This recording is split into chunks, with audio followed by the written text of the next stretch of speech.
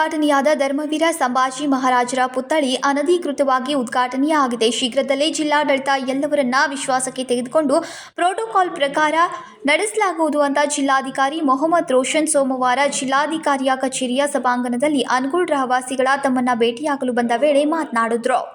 ಸರ್ಕಾರದಿಂದ ಹಾಗೂ ಜಿಲ್ಲಾಡಳಿತದಿಂದ ಪರ್ಮಿಷನ್ ಇರಲಿಲ್ಲ. ಅನಧಿಕೃತವಾಗಿ ಆ ಒಂದು ಕಾರ್ಯಕ್ರಮ ಆಗಿದೆ. ನಾನು ಸ್ಪಷ್ಟವಾಗಿ ಹೇಳ್ತಾ ಇದ್ದೀನಿ, ಜಿಲ್ಲಾಡಳಿತದಿಂದ ನಾವು ಛತ್ರಪತಿ ಶಿವಾಜಿ ಮಹಾರಾಜ್ ಹಾಗೂ ಛತ್ರಪತಿ ಸಂಭಾಜಿ ಮಹಾರಾಜ್ ಅವರ ಮಾನ ಸಮ್ಮಾನಕ್ಕೆ ಯಾವಾಗಲೂ ನಮನ ಮಾಡ್ತೀವಿ ಹಾಗೂ ನಾವು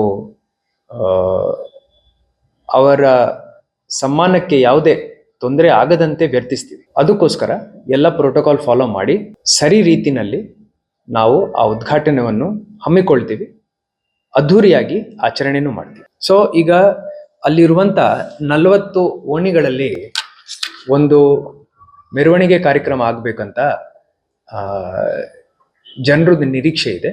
ಎಲ್ಲ ಧರ್ಮದವರು, ಎಲ್ಲ ಜಾತಿಯವರು ನಮ್ಮ ಮಾನ್ಯ ಛತ್ರಪತಿ ಸಂಭಾಜಿ ಮಹಾರಾಜ್ ಅವರ ಪುತ್ಥಳಿ ಅನಾವರಣದಲ್ಲಿ ಭಾಗಿಯಾಗಲಿಕ್ಕೆ ಉತ್ಸುಕರಿದ್ದಾರೆ. ಹಾಗೂ ಗೌರ್ಮೆಂಟ್ ಪ್ರೋಟೋಕಾಲ್ ಪ್ರಕಾರ ಯಾರು ಅಧ್ಯಕ್ಷರಾಗ್ತಾರೆ, ಯಾರು ಆಹ್ವಾನಿತರಾಗ್ತಾರೆ, ಯಾರು ವಿಶೇಷ ಆಹ್ವಾನಿತರಾಗ್ತಾರೆ, ಅದೆಲ್ಲ ನಾವು ಕಲ್ಲು ಮೇಲೆ ಹೆಸರು ಬರೆದ್ಬಿಟ್ಟು ಅದನ್ನು ಸ್ಥಾಪನೆ ಮಾಡಿದ ನಂತರನೇ ಅದು ಅಧಿಕೃತ ಆಗುತ್ತೆ. ಸೊ ಆ ನಿಟ್ಟಿನಲ್ಲಿ ಈ ಎಲ್ಲ ರೀತಿಯ ಕಾರ್ಯಕ್ರಮಗಳನ್ನು ಮಾಡಿಕೊಂಡು ಲೈಟಿಂಗ್ ಮಾಡಬೇಕು ಹಾಗೂ ಮೆರವಣಿಗೆ ಮಾಡಬೇಕು. ಅದೆಲ್ಲ ಕಾರ್ಯಕ್ರಮವನ್ನು ಹಮ್ಮಿಕೊಂಡು ಆವಾಗ ಸೂಕ್ತ ಸಮಯದಲ್ಲಿ ಎಲ್ಲ ಪರ್ಮಿಷನ್ಸ್ ತಗೊಂಡೇ ನಾವು ಛತ್ರಪತಿ ಸಂಭಾಜಿ ಮಹಾರಾಜ್ ಅವರ ಪುತ್ಥಳಿ ಅನಾವರಣ ಮಾಡ್ತೀವಿ. ಶನಿವಾರ ಅನಗೋಳದ ಹಿರಿಯರೊಂದಿಗೆ ಮಾತನಾಡಿದ್ದೇನೆ. ಜಿಲ್ಲಾಡಳಿತ ಸೂಕ್ತ ಸಮಯದಲ್ಲಿ ಸಂಭಾಜಿ ಮಹಾರಾಜರ ಪುತ್ಥಳಿ ಅನಾವರಣ ಮಾಡೋಕೆ ಸರ್ಕಾರದ ಅನುಮತಿ ಪಡಿಬೇಕು. ಆದರೆ ಭಾನುವಾರ ನಡೆದ ಸಂಭಾಜಿ ಮಹಾರಾಜರ ಪುತ್ಥಳಿ ಅನಾವರಣ ಮಾಡಿದ್ದು ಅನಧಿಕೃತವಾಗಿದೆ. ಇನ್ನೊಂದು ಬಾರಿ ಪಾಲಿಕೆಯಲ್ಲಿ ಟರಾವ್ ಪಾಸ್ ಆಗಿತ್ತು ಹಾಗೂ ನಗರ ಪೊಲೀಸ್ ಆಯುಕ್ತ